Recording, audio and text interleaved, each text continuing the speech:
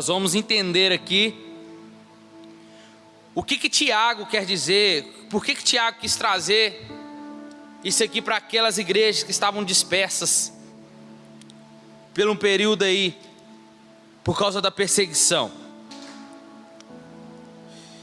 Vamos lá, meus irmãos, Tiago capítulo 3. Meus irmãos, não sejais muitos de vós mestres, sabemos que recebemos um juízo mais severo.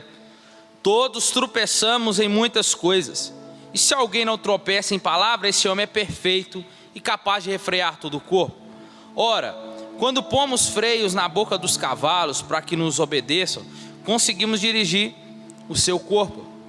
Vede também os navios, que sendo tão grandes e levados por impetuosos ventos como um pequenino leme, se volta para onde queira o impulso do timoneiro.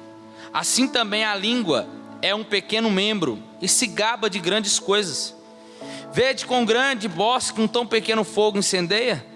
A língua também é fogo, mundo de iniquidade situado entre nossos membros. Ela contamina todo o corpo, inflama o curso da natureza e por sua vez é inflamada pelo inferno. Toda espécie de feras, de aves, de répteis, de animais do mar se doma e tem sido domada pelo homem, mas a língua nenhum homem a pode domar, e é mal incontido e está cheia de veneno mortal. Com ela bendizemos ao Senhor e Pai, e também com ela amaldiçoamos os homens feitos à semelhança de Deus. Da mesma boca procedem bênçãos e maldição. Meus irmãos, não convém que isso seja assim. Pode a fonte jorrar do mesmo manancial água doce e água amargosa? Meus irmãos, acaso pode uma figueira produzir azeitonas, ou uma videira figos? Tampouco pode uma fonte de água salgada da água doce. Só até aí. Provavelmente você já viu coisas lindas acerca de pessoas que foram levantadas e curadas, refeitas e reanimadas por uma palavra boa. A palavra boa é como a medicina, ela traz, na maioria das vezes, a cura. Uma pessoa está abatida, triste, desanimada, aflita, sem sonhos, e de repente alguém chega com uma palavra oportuna, apropriada, e essa palavra é como um bálsamo do céu, traz um novo ânimo e um novo alento para aquela pessoa. Isso nos mostra que como a língua pode ser um instrumento de bênção e de destruição. Salomão disse em Provérbios 16, 19, diz assim: 6 coisas o Senhor odeia, e a 7ª a sua alma detesta: olhos cheios de orgulho, língua mentirosa, mãos que derramam sangue inocente, coração que faz planos perversos, pés que se apressa a fazer o mal, e testemunha falsa que profere mentiras e o que semeia discórdia entre os irmãos. Língua. Dos 7 pecados, 3 estão ligados aos pecados da língua: a língua mentirosa, a testemunha falsa que profere mentiras e o que semeia contenda entre os irmãos. É aquele que gosta de fofocar da vida do irmão dentro da igreja, ou vem até para o pastor, né? Ô pastor, então, o irmão lá, né, tal. Você é fofoqueiro. Mas vamos lá. Tiago chegou a dizer nesta carta que ninguém pode se dizer religioso sem antes refrear sua língua. Tiago, o que Tiago está dizendo? Tiago está dizendo que podemos ter um conhecimento das Escrituras, podemos ter um invejável conhecimento teológico, mas se nós não dominarmos a nossa língua, a nossa religião é vã. Podemos ter uma prática de oração, podemos ter prática de jejum, prática da leitura da palavra constantemente, mas se não refrearmos a nossa língua, estas coisas se tornam vã, conforme Tiago diz. O que Tiago está dizendo? Que para ser um cristão verdadeiro, não basta apenas ter uma teologia, uma ortodoxia que é a doutrina, um ensino correto, é preciso ter uma língua também controlada. Então Tiago agora retoma as advertências contra a língua. No capítulo 1, do versículo 1, versículo 19, ele diz assim, ó: vocês sabei isto, meus irmãos, todo homem seja pronto para ouvir, tardio para falar e tardio para se irar. É o que ele diz. No versículo 26 ele diz: se alguém supõe ser religioso e não refreia a sua língua, antes engana o seu coração e a sua religião é vã. Então no capítulo 3, Tiago vem tratando agora de uma forma mais incisiva, de uma forma mais explanada sobre essa língua, que é séria, irmãos. Então vamos lá. Ele começa assim: meus irmãos, não sejais muitos de vós mestres, sabendo que recebemos o juízo mais severo. Certos indivíduos, eles desejam ser mestres de sabedoria.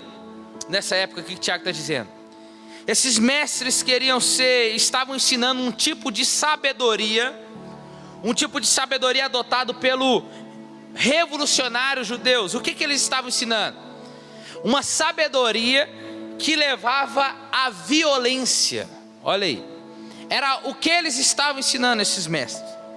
Considerado por Tiago no versículo 13, que nós vamos aprender na semana que vem, uma sabedoria de demônios, a qual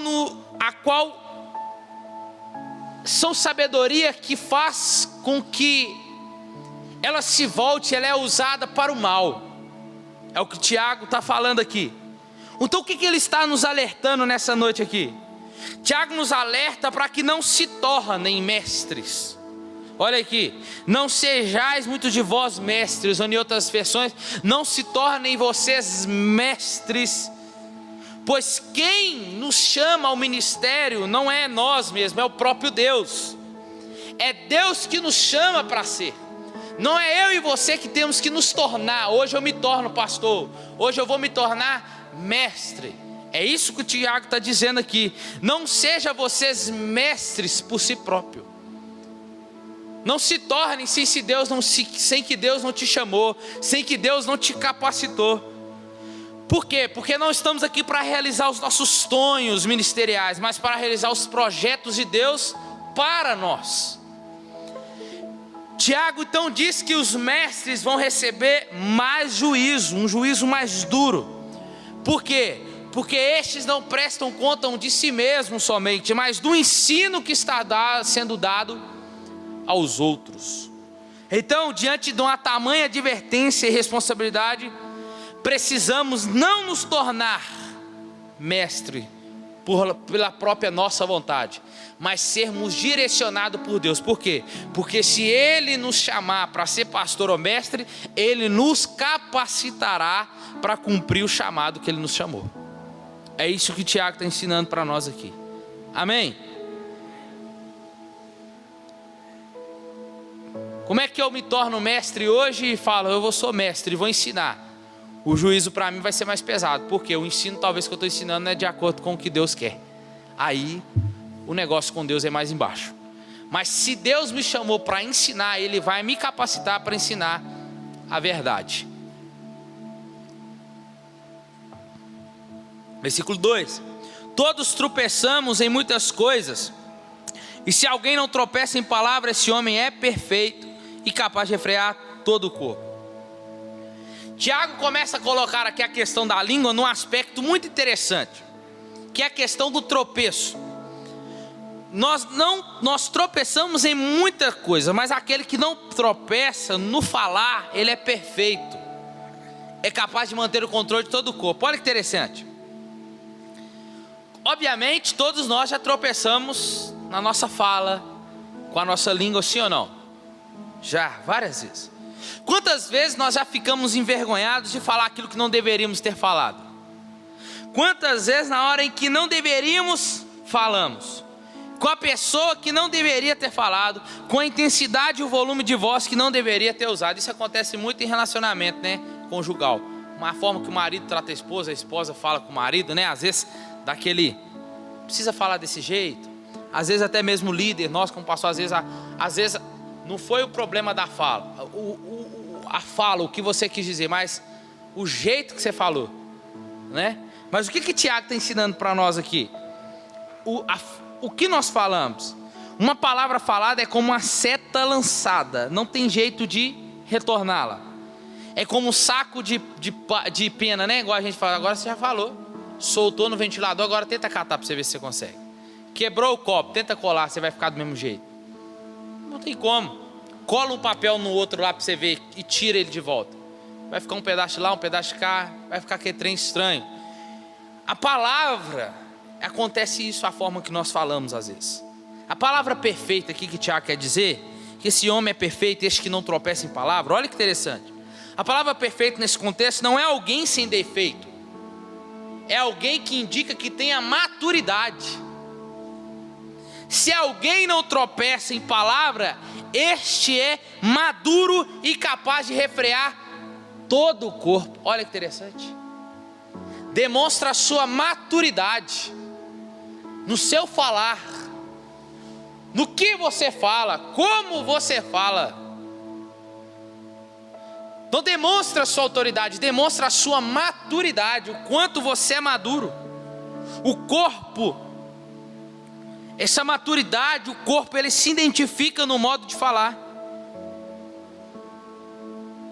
Os instintos, eles desfazem nas ações, e eles podem, esses instintos que às vezes, essa impulsividade que às vezes a gente fala, já falei, já era.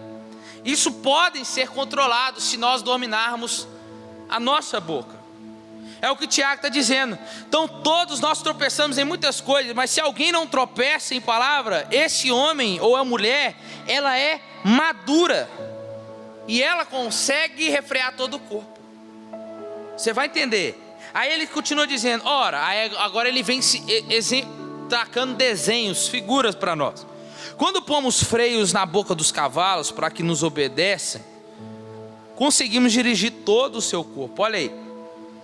Nós podemos conduzir uma multidão pela maneira como falamos, tanto para o bem quanto para o mal. Quem lembra do Hitler? A história de Hitler. A forma que ele falava, ele tinha uma boa oratória. Tem um filme no Netflix que eu esqueci, de uma criança. Ele era ensinado desde pequeno a lá Hitler, sempre fazendo o sinal. Ele se vestia como Hitler, ele tinha um bigodinho com Hitler, e ele ia para o acampamento do Hitler, da escola de Hitler, ele falava como Hitler, ele foi crescendo com essa questão. Mas o exemplo que arrastou a multidão, não, a oratória do Hitler, a forma que ele falava, a forma que ele colocava as suas palavras, ele conseguiu arrastar a multidão e fazer o que ele fez na Alemanha ali. E o nome dele até hoje não é esquecido. Então nós podemos conduzir uma multidão pela maneira como falamos. A língua tem um poder de dirigir tanto para o bem quanto para o mal. E Tiago usa essas duas figuras aqui, do freio e do leme. No versículo 4 nós vamos falar. Para que serve um cavalo indomável e selvagem? Um animal indócil não pode ser útil, antes ele é perigoso. Mas se eu colocar freio nele, eu posso conduzir ele por onde eu quiser. Através do freio, a inclinação selvagem daquele cavalo, ele passa a ser subjugada, e ele se torna dócil e útil.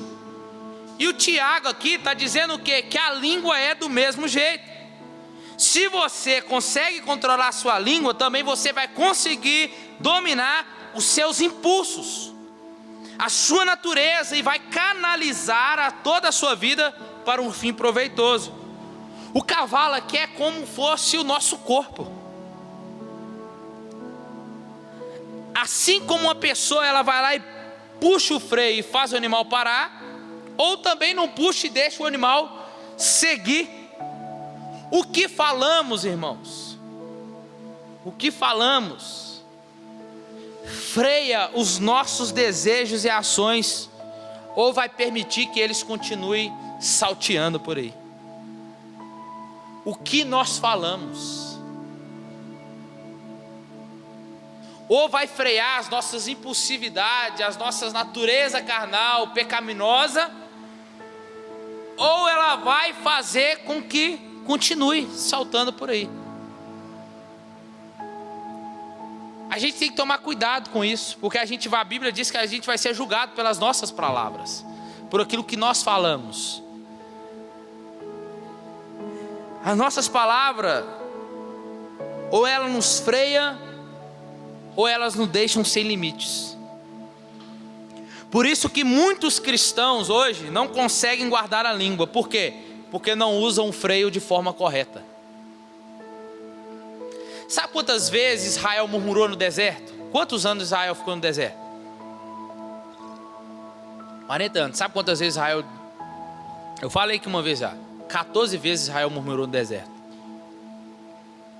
14 vezes eu e você fazemos quando a gente põe o primeiro pé na cama. Nossa, segunda-feira. Nossa, tem que trabalhar. Nossa, tem que tomar um banho. Nossa, tem que tomar café. Nossa, não tem um pão. Nossa.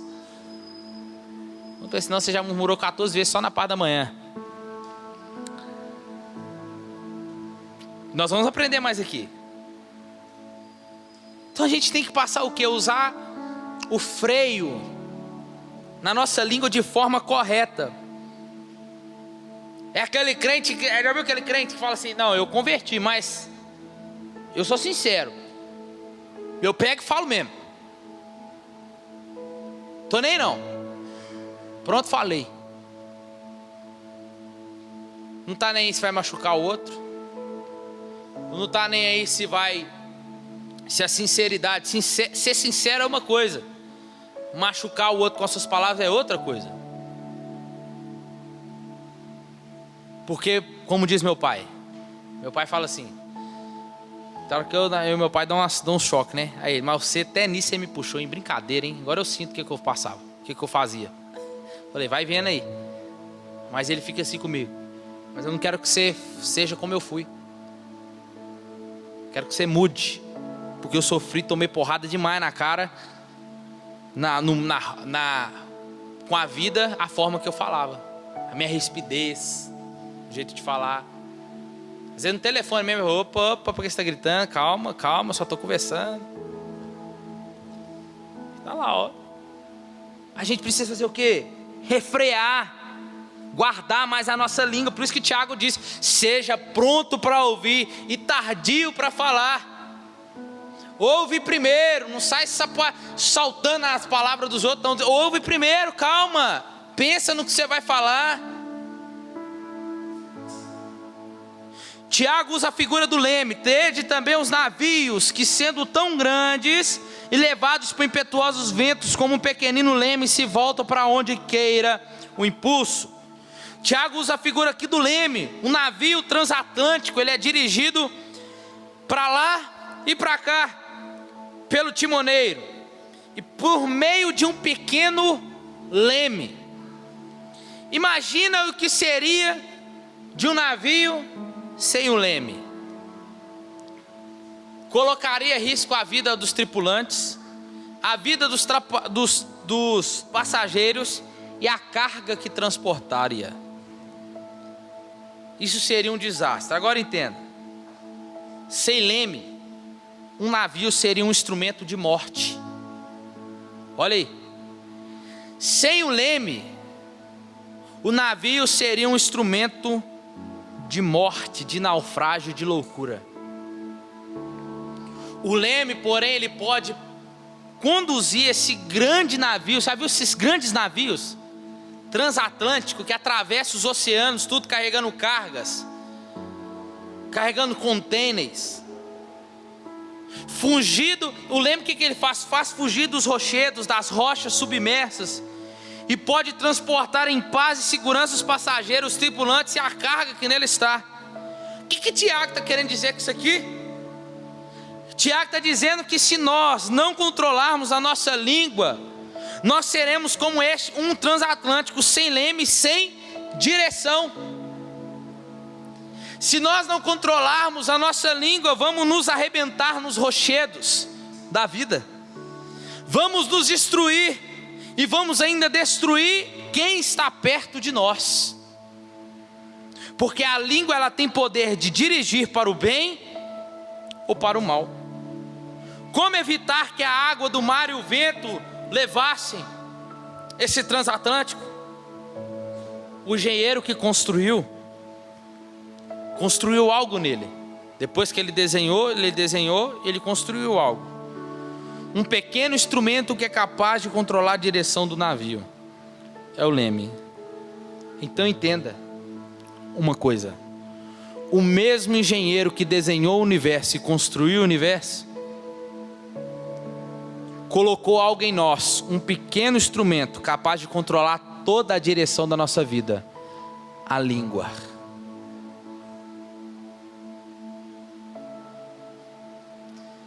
O que falamos direciona a nossa vida, irmãos. Entenda, um dia eu oro.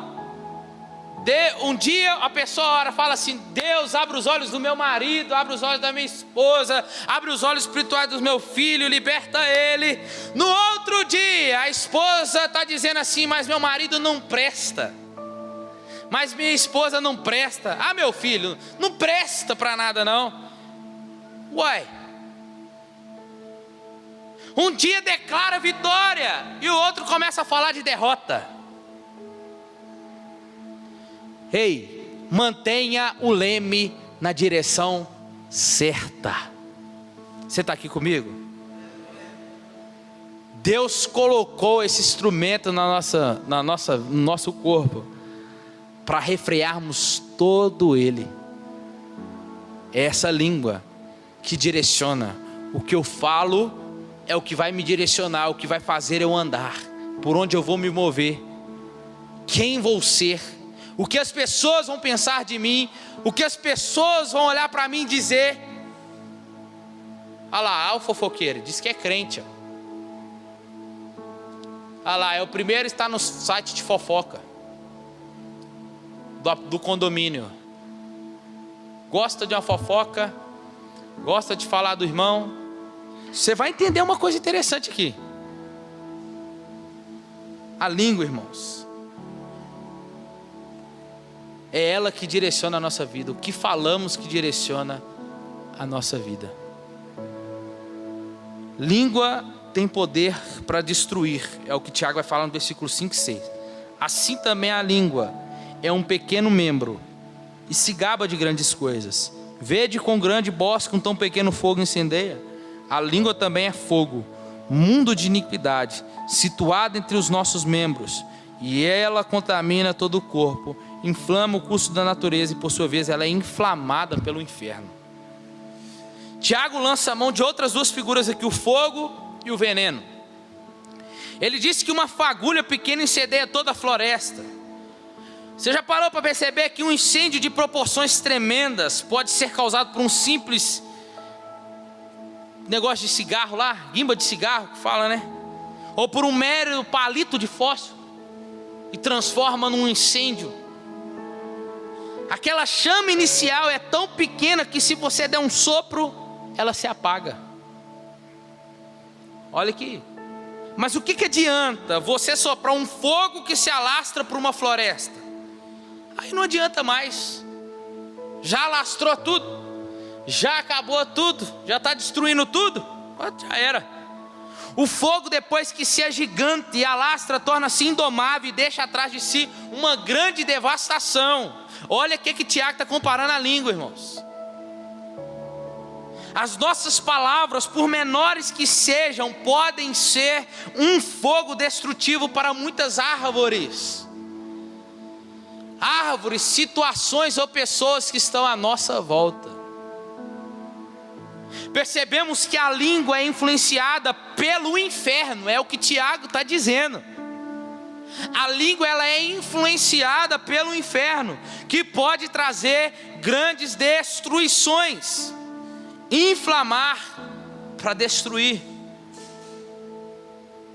Tipo, aonde um comentário maledicente se espalha, onde a fofoca se infiltra, como labaredas de fogo, vai se alastrando e provocando destruição. Assim como o fogo cresce, espalha, fere, destrói, provoca sofrimento, prejuízo, destruição, assim é também o poder da língua, irmãos.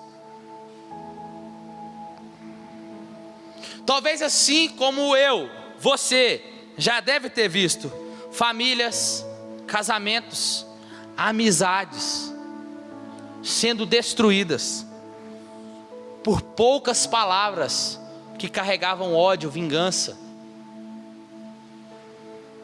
cheia de ódio, de desprezo, de ofensa. Esse é o resultado provocado por uma língua influenciada pelo inferno.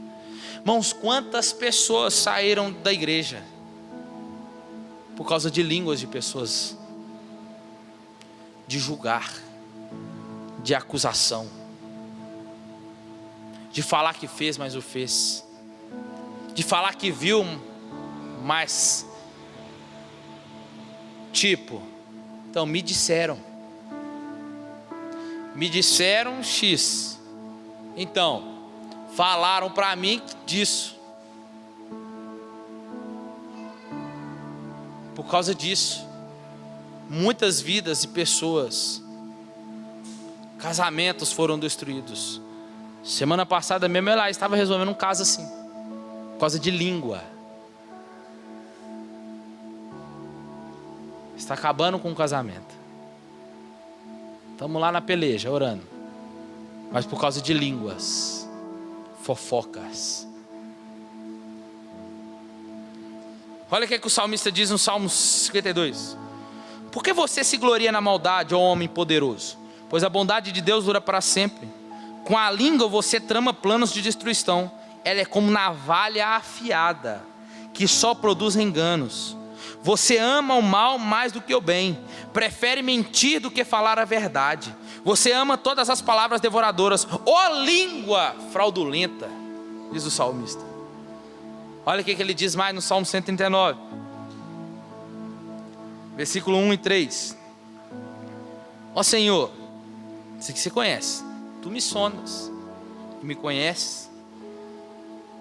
Conhece os meus pensamentos, observa o meu andar e o meu deitar, e conhece todos os meus caminhos. Provérbios 16, 27. Ó desprezível aquele que cava o mal, e nos seus lábios há como que fogo ardente. Provérbios 26, 21. O que o carvão é para as brasas e a lenha é para o fogo, o briguento é para acender uma discussão. É a Bíblia que está dizendo, irmãos. É a Bíblia que está dizendo sobre esse membro que Deus nos deu, que aqui nós cumprimentamos com a paz do Senhor, mas lá fora a gente fala mal do irmão, fala mal da roupa do irmão. Aqui dentro dá sorrisos, dá um beijo, mas lá fora fala mal. Aí tem uns que é cara de pau, fala aqui mesmo, dentro da igreja mesmo. Olha de mal, olha lá, tá vendo? Olha lá, chegou. Isso é pecado. Isso é pecado. Sabe o que Tiago está dizendo? A sua língua está sendo influenciada pelo inferno. É o que ele está dizendo. A língua, ele diz, toda espécie de feras, de aves e de répteis, 7, e de animais do mar se doma, e tem sido domada pelo gênero humano. 8, mas a língua também nenhum homem pode domar, é mal incontido e está cheia de veneno mortal. O homem com o seu gênio consegue domar os animais do campo, os répteis,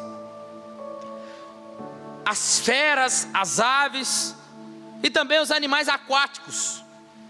O homem doma todas as criaturas do mar, da terra, do ar.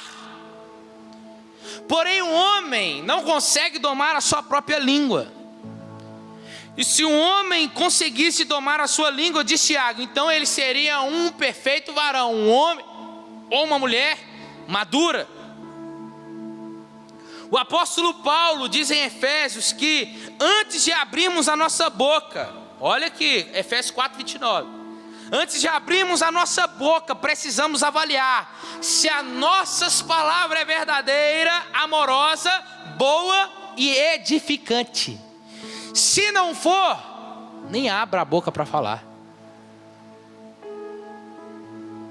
Se não vai edificar, não fala. É crítica construtiva, edificar, construtiva. Agora, se vai machucar, se vai difamar, não fale, fique calado, vá embora com essa que você pensou para sua casa, mas não fale. Sócrates, o pai da filosofia, ele costumava falar sobre a necessidade de passarmos tudo aquilo que ouvimos por 3 peneiras. Leva isso para sua casa. Quando alguém chegava para ele para contar-lhe alguma coisa, Sócrates, preciso te contar uma coisa. Ele perguntava, ele fazia 3 perguntas. Primeiro, você já passou o que está me contando pelas 3 peneiras? Aí a pessoa pensava. A primeira peneira é a peneira da verdade. Ele pergunta assim: o que você está me falando é a verdade? É verdade o que você está falando? Se a pessoa te titubeasse dizendo assim: eu escutei falar que é verdade, é o que a gente... eu ouvi dizer. Sabe o que ele falava? Sócrates prontamente dizia assim: bom, se você escutou falar, você não tem certeza, então não quero saber. Ponto final. A segunda peneira que ele falava aqui você já falou para a pessoa envolvida o que você está me falando?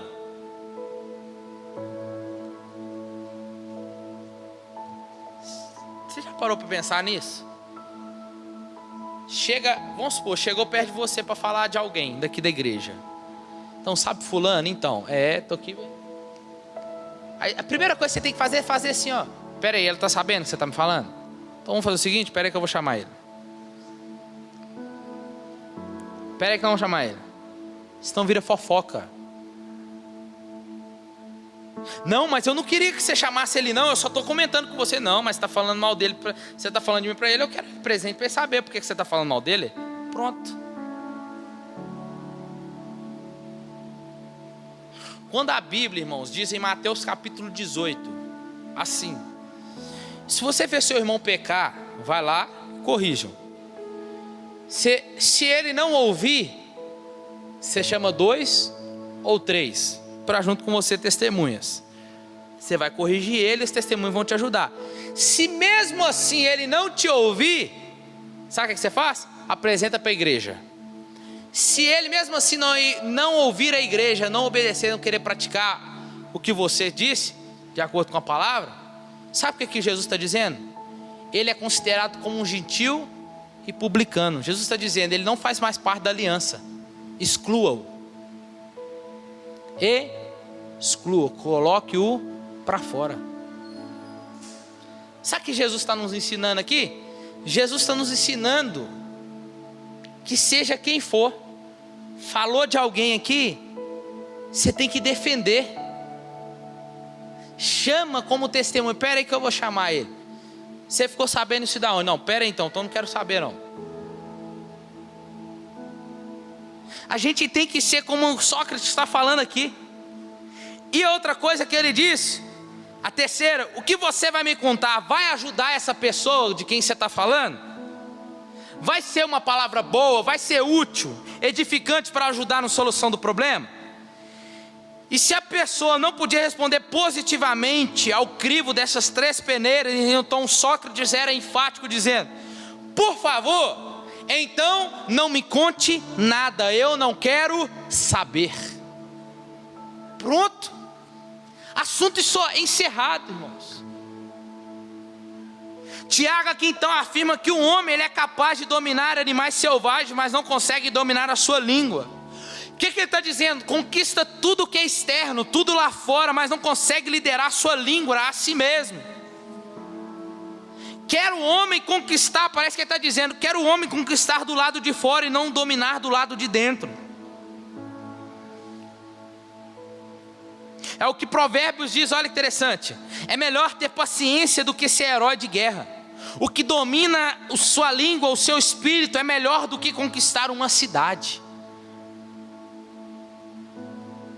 Tiago está nos exortando aqui, irmãos, a não demonstrar tanta atenção pelo lado de fora. Antes, nos encoraja a dominar a nossa língua aqui dentro, a lidarmos com aquilo que está dentro de nós. Alguns gostam de dizer que Tiago aqui está dizendo que o homem mesmo, não, o homem aqui não gosta, não sabe domar a língua, não consegue. Mas olha que interessante, o detalhe do texto, quando ele diz: mas a língua, nenhum homem a pode domar. Beleza? Aí, olha que interessante. Contudo aqui, para entendermos essa passagem, precisamos desvendar o que Tiago se refere quando ele usa a expressão irmãos e homens. Olha aqui. Quando ele fala homens aqui, toda espécie de feras, de aves, de répteis, animais do mar se doma e tem sido domada pelo homem, mas a língua nenhum homem pode domar. Está dizendo o homem. No versículo 10, ele já diz assim: da mesma boca procedam bênçãos, meus irmãos. Olha aqui, quando ele diz homens aqui, ele trata da questão da língua de parte geral, apontando para toda a raça humana como um todo. Ele está dizendo: estes que não nasceram de novo, os que ainda não se converteram, estes não conseguem mesmo domar a sua língua, porque já faz parte da sua natureza morta, pecaminosa. Então estes não conseguem de forma nenhuma domar a língua.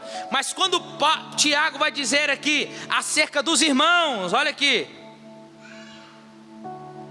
são estes os que pertencem à igreja, aqueles que nasceram de novo, que receberam da parte de Deus o fruto do Espírito, chamado domínio próprio.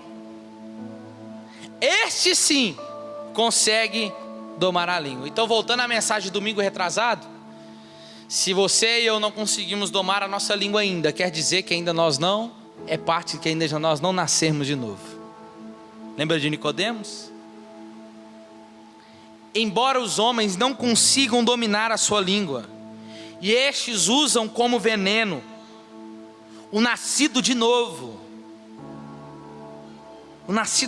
pelo Espírito pode dominar a sua boca e usá-la não como um veneno, mas como remédio para o seu próprio corpo.